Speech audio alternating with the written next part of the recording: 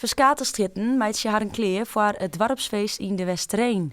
Dit hier is het thema de 80's en 90's. En de meesten hebben de zin aan. Nou ja, dan mag ze van meidje, hè? Ja, zo ja, dat altijd, ja. Ja, want Jo ben je druk dwaan, hè? Nou ja, de peel maar er even in, hè? Ja. Jo ben je al druk dwaan met de tarriedingen voor het dorpsfeest. Ja, wist. We moeten al maar even in de gang, hè? Ja, wat ben je nou aan het doen? Nou, we zetten de pjellen er even in.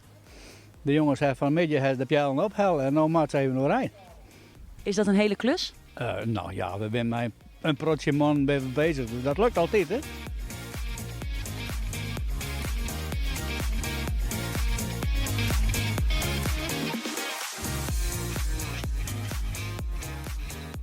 Het is hier al aardig vol, maar het thema, kist er wat meer over vertellen? Nou ja, eigenlijk weet ik er niet zo heel veel van. Want mijn vriendin Marianne Timmerman die heeft mij eigenlijk verteld van... je wordt een Elfstedentocht gereden en je moet komen. Dus ik heb de schaats gepakt uit het vet en ik denk, hinnen. Ja. En wat kunnen de meesten straks als ze eigenlijk echt met je deel komen verwachten?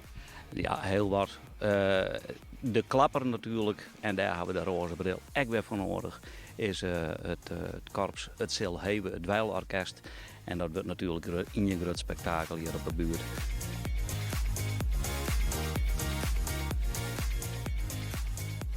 En waar verwacht je dat je hem komt te staan op de lijst? Geen flauw idee. Geen flauw idee. Ik weet alleen maar wat we zelf hebben. Ja, en wat die oren doen, dat is straks zeker een verrassing. Maar het misnoept de meidje. En meidje je hem een beetje een goede kans, denk je joh? Ja, nee, ja. Denk het wel.